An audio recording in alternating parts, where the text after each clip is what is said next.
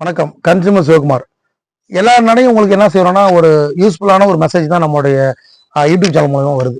இந்த முறை என்னன்னா, பழங்கள் நம்மளுடைய குழந்தைகளுக்கு பழங்கள் ரொம்ப இம்பார்ட்டன்ட். ஏன்னா எதிர்ப்பு சக்தியை இன்க்ரீஸ் பண்றது பழங்கள் தான். ஸோ பழங்களை வாங்கி கொடுத்தா பசங்களுக்கு ஆரோக்கியமா இருப்பாங்க. அப்படி ஒரு எண்ணத்துல தான் நம்ம என்ன செய்யறோம்னா பழங்கள் வாங்கி கொடுக்குறோம். ஆனா அந்த பழங்கள் இப்போ எல்லா இடத்துலயுமே முன்ன பார்த்தீங்கன்னா ஒரு 3% 4% தான் ரசாயனம் கலக்கப்பட்டது.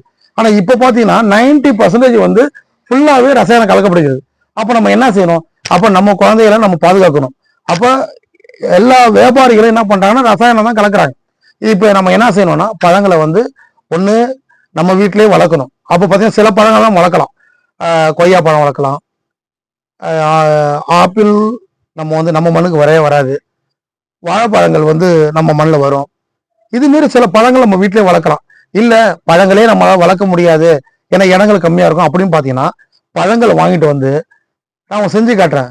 ஒரு தண்ணியில உப்பை போட்டு நம்ம பழங்களை அப்படி உள்ள போட்ட வேண்டியதான்.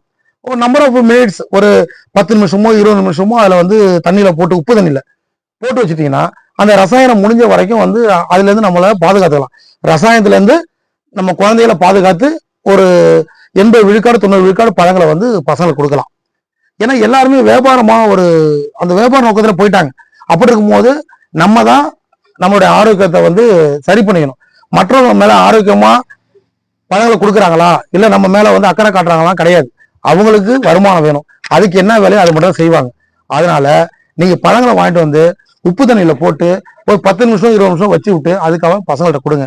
கண்டிப்பா அந்த பழம் 90% ரசாயனத்திலிருந்து நம்ம காந்து பண்ணி நம்ம குழந்தைகளுக்கு ஆரோக்கியமான பழங்களை கொடுக்கலாம். நன்றி.